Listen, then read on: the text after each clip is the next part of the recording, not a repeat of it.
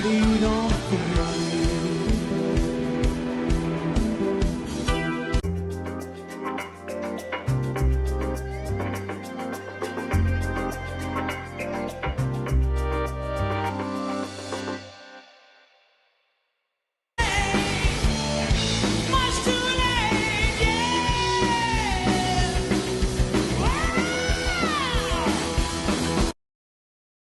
Welcome to the showcase, where great stories come from great entertainers. Interesting stories behind the scenes, fun and frolics, as well as awesome videos. Please watch, click the thumbs up, and subscribe for more content. Enables me to bring you much more than we have got now. I'd like to introduce our next guest I'm excited to talk to because I'm a guitar fan. Guitar extraordinaire, Paul Rabie. Hi Sean, how are you doing? I'm doing okay, thank you. Thank you for coming on the showcase, Paul. It's much appreciated. No, thank you. Really good We're fun. going to tell our viewers a bit more about you. So, Paul, you're one awesome guitarist. Tell us how you got started. It started as a 9-year-old kid, really, pestering mum and dad for a guitar for Christmas. I got it, but it wasn't it. And and then the following year, managed to get my first electric guitar, and that was it for me. I was completely sold, and had tuition at home for a little bit, which wasn't the best thing. I just wanted to go a bit further, and then I got introduced into Tim Keach's School of Music, where Tim and Rich Noble were teaching, and that was the platform for me. That really did give me a great start into how to hold the guitar, how to tune the guitar, all them things. And we even got into a band situation. Every Monday night was band night. Huge step for any learning musician, as young as I was just to get in that situation with people you never met before and old aspects of different life, and you were then with a bass player and another guitarist, and Tim's going, okay, it's your turn to solo, and you just lay down what you've learned. And it was a great stepping stone, and then I wanted more from it, and I actually outgrew the school, quite literally. We'll come into that, Paul. I just want to, for viewers that are watching this, for people that are inspired by people like you and want to play the guitar, you said a great story there that you started off and did learn professionally. Mm-hmm. I was unfortunate; I couldn't afford to have lessons, and so. Do you think it's important that when you first get your guitar, to give you a good grounding, to have proper lessons? Yes, I do. Because the first thing that anybody should learn is how to tune a guitar properly, and I don't think it's taught, properly as well. If you've got, great, you can buy all the devices now. You've got tuners and stuff like that. That'll help you out. That's great. But who teaches you how to use it? And who actually, do you know what notes? When you get that guitar out of the box, do you know what notes you need to actually tune it and how it's tuned properly? And that's the first thing that anybody should learn for playing guitar. I know we all want to get stuck in and playing, and this is no pun intended, smoke on the water and all that type of stuff. But you have to learn how to tune it. That's the big thing first. Great advice, and that's fantastic because there are everyday people are buying guitars, and hopefully they're going to watch videos like this and see you in action and think that's going to inspire me. Who inspired you then, Paul? Professionally, I mean, I have lots and lots and lots of guitar heroes. So growing up, and when the guitar became really fashionable in that period, especially at high school, I suppose, Oasis were in the charts and all that type of stuff. And it was the first guitar I listened to properly, because it was just all over the telly and this, that, and the other. And I was like, okay, this is great. And again, it gave me a foundation to build on. I'm not saying Noel Gallagher was my favourite guitarist, because I discovered Led Zeppelin and Jimmy Page. I discovered Deep Purple Rainbow with Ritchie Blackmore. Then I just went on this huge journey where I wanted as much information from everybody that I could. They call me the big sponge, because I wanted to absorb as much information from these guys. What gear did they use? What guitars would they use? What gauge strings did they use? What pedals were they using? What amps were they using? And it just became an obsession, and it still is now. Drives people up the wall. It's just what I do. You know, if somebody says to me, "Oh, by the way, tomorrow you're going to do a Queen gig," okay. What did Brian May use? We know he used his homemade red special guitar, etc. But what else? What was the really key fundamental into the gear side of stuff? And then obviously, then you throw technique and stuff on top of that. But yeah, so from heroes for me, Jimmy Page was always one of my big idols. Richie Blackmore, they were the two big ones for me. Okay. But I also had local heroes as well, which is a big thing for me. So when I going through the Tim Keach thing and Rich Noble tuition, when I went to music college, Dick Appleton and Jeff Parsons were the two guys who changed it all for me. They changed it all. Dick was the phenomenal, and he still is, phenomenal acoustic guitar, bluegrass, blues player. And his guitar collection and his history knowledge of the blues, I've never ever heard anything like it in my life. And it was fascinating. And again, I wanted to absorb as much information as possible. And then Jeff, knowing Jeff like I have done for all these years, and I first heard Jeff play guitar at a party, and I was very young. And he'll laugh if he does hear this. He'll laugh. He'll laugh at this. And he played in a function band called Reaction.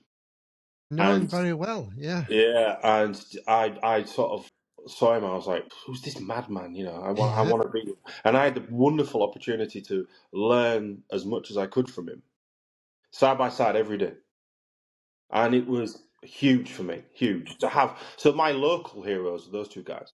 Wow, that's really interesting, Paul, because I also was a DJ and I worked for Duncan Wood, like all the Hmm. big acts did. And I worked with Reaction, Casablanca Boys, Martin Jones, and all them. Yeah, And I yeah, was with Reaction a lot, and I got to know them a lot. And I loved Jeff playing. You know, it gets it mad. behind his head and he sits on the Yeah, floor. And I it's know. I know just, Jeff will hate me for saying this, but I did pinch that off him.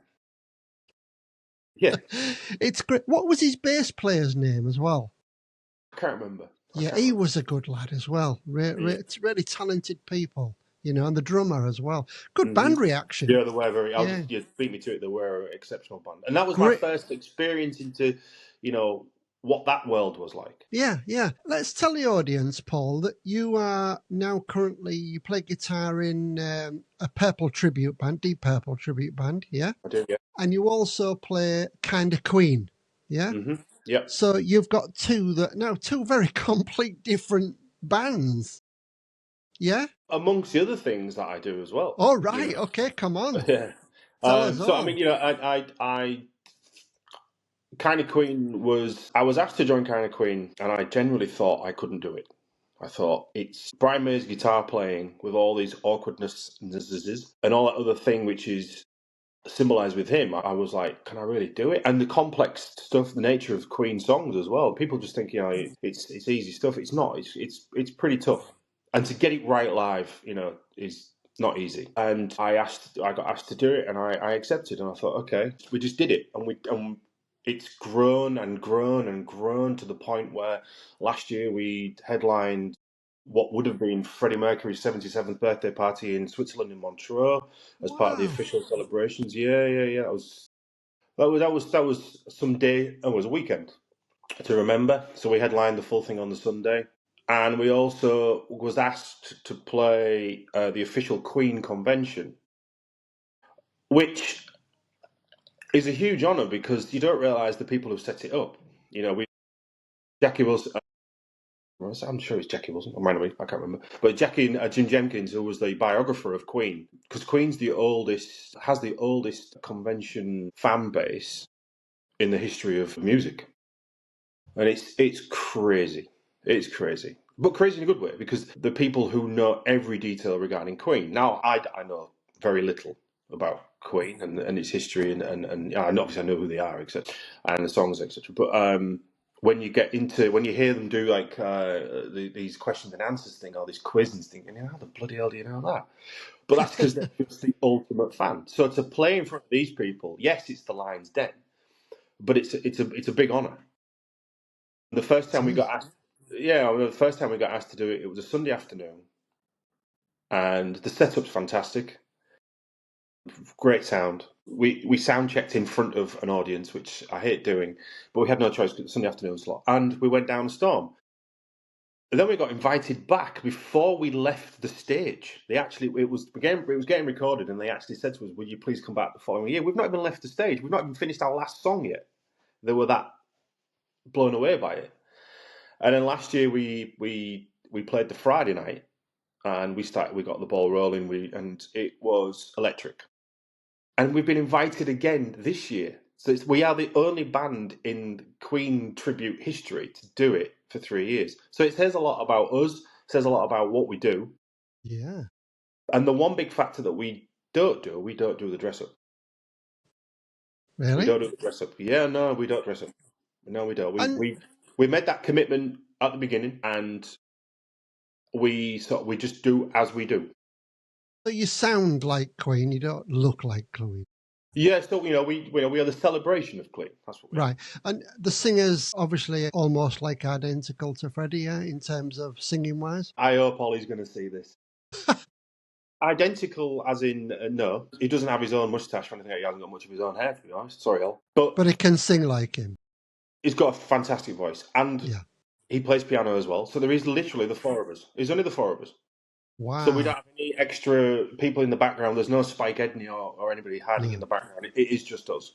Yeah. And have you met anybody from Queen, like Brian May or Roger? We've met the media publisher, and because we thought of these convention gigs, we thought we're going to get into a bit of bother here with copywriting, etc. Because Queen are very, very, very keen. Because I will, in the Deep Purple tribute that I'm in, two of my closest friends play in another Queen tribute band.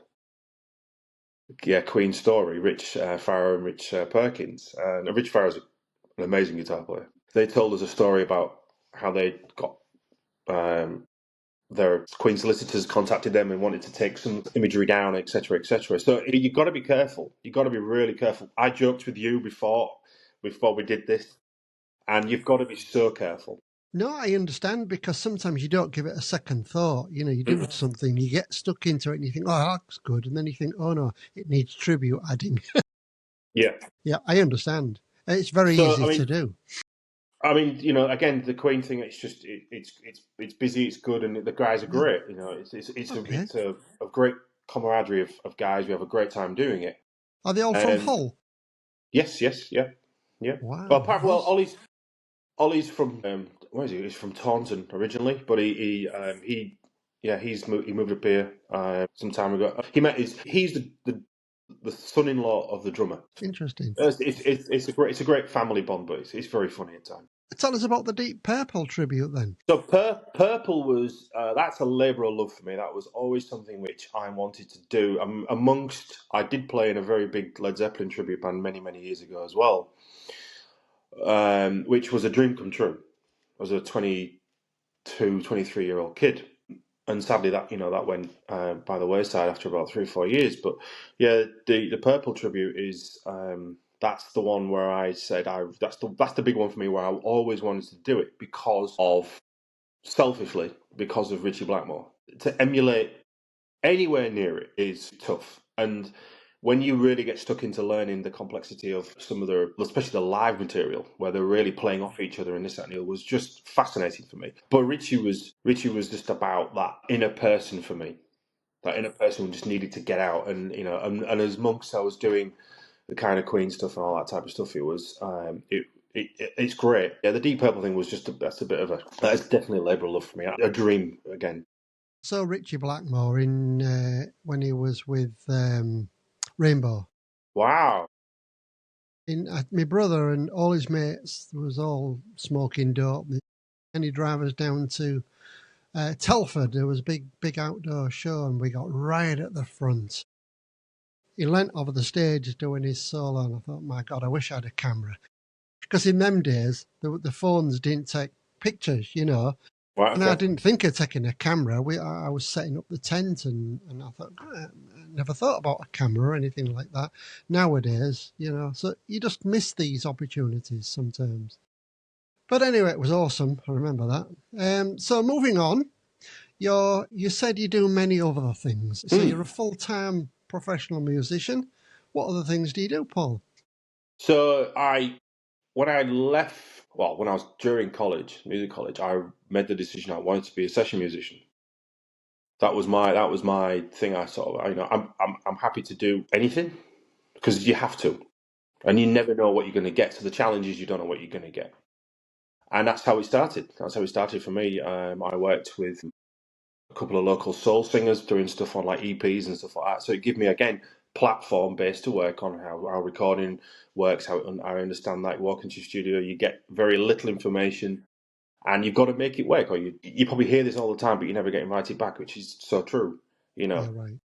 And it gave me sort of just that little bit of idea. And then a friend of mine lived in London, and he was already an established musician down there, and he invited me to go down there for a bit to spend some time with him, and etc. etc. Don't remember what we did.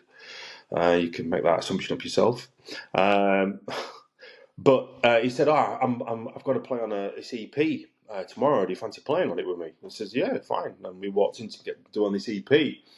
And I said, what is it? He said, it's just, I don't know. She's just some girl who's singing locally and stuff. She's all right, I guess. Okay. Turned out it was Amy Winehouse. Really? Yeah. So it was the EP. There was 4 tracks which we demoed, which she put the vocals over the top, and it got then sent to the record label, which then she got signed for her first album. Awesome. And then it unraveled then for me. I worked with Gareth Gates, did sessions on a couple of EPs of his. Jenny Frost, I believe she was one of the Sugar Babes. I never met them, but it was just studio work, which I did.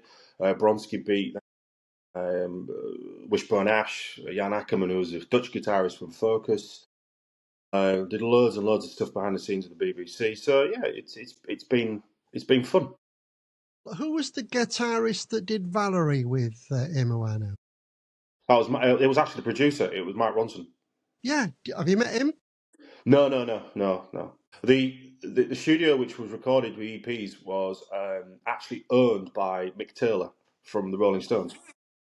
And I ended up doing 2 sessions with Mick Taylor and his blues band. God. Yeah, so all this before you're 30. Career seasoned, eh? Yeah, I think going back right to the very beginning. And again, I use this foundation basis a lot. Was when I was at college, I wanted to play in a full-time band. I wasn't in one. And then I got this opportunity where I got asked to play in this very local Hull band. And no, I tell a lie, it was before I joined college. I tell a lie, I was 17, 16, just turned 17. So literally was back end of leaving school. And I had a very small part-time job, and I got offered to play in this whole band. And they were playing 4 nights a week, every week, all over the place.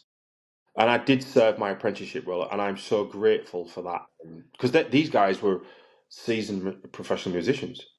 I was 17 years old.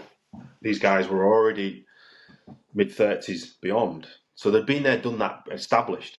What's the name of the band, Paul? So they originally were Fly By Night, and then they turned into a Night Owl a bit later on. So it was for me, it was the music which I loved because it was all like heavy rock stuff and this, that, and the other. And they asked me to go down for an audition, and I everybody was like, and I'm just like, what? What's up? And Paul, I've got loads of questions and I'm not going to be able to ask you them all because I usually keep my podcast to 20, 25 minutes. 2 questions I'd like to ask you. What's your favourite guitar? My favourite guitar? All of them. Oh, nice. Okay. Well, I'm a Fender man. I like my Fenders because I like the sound. But I've just bought a new one, a David Gilmour. He's brought out his own range, and it's nice. It takes a bit. It's very different to get from a Fender, but it's just nice for a change. So I don't know. Is that one of the custom shop ones? Yeah. Okay. What's your address? It's hanging on the wall here nicely. I'll take a picture. Okay. Cool. I kind of stopped playing a bit now. This podcast show has taken over. It's taken over my life. I didn't think it would, but with people like yourself having great stories, people want to hear it. It's so nice. Nobody's doing it. Yeah, I mean, I hope so. I think it was not to be. I'm grateful for everything I've done. and I played in a function band called The Ordinary Men for 13 years. And that was, again, a huge learning curve because it taught me how to do things differently. You couldn't just go in with huge martial amps that we know as my audition and just go, oh, here we go. It was to play Ollie Murs songs or whatever like that, and you really had to like deconstruct the song in how it would fit you. We had no keyboard player as well. And again, I totally agree. We played Birmingham AC and played all over the country, up and down. It was amazing, again, I'm very grateful for what I've done so far, and I'm not finished yet. Well, I can't thank you enough because you've covered everything that I wanted to hear. You've covered everything that I think the audience or the listeners want to hear. There's a lot of learning information in there for new and upcoming acts that want to be guitarists like yourself. I think you say just keep at it. Practice, practice, practice. Practice is the key to success. Yeah. Practice as much as you can. Practice as many different things as you can. Even if you don't want to be playing country or jazz or anything, start something. Just try a little bit. Learn some basic chords. Especially from jazz. They're the best musicians in the world by far. All you got to do is just look at some of the concerts and stuff like that. And yeah, just learn as much as you can. Be the sponge. Outstanding. Paul Rabie, you've been outstanding. Thank you very much for being on the showcase. Cheers, Sean. Thank you.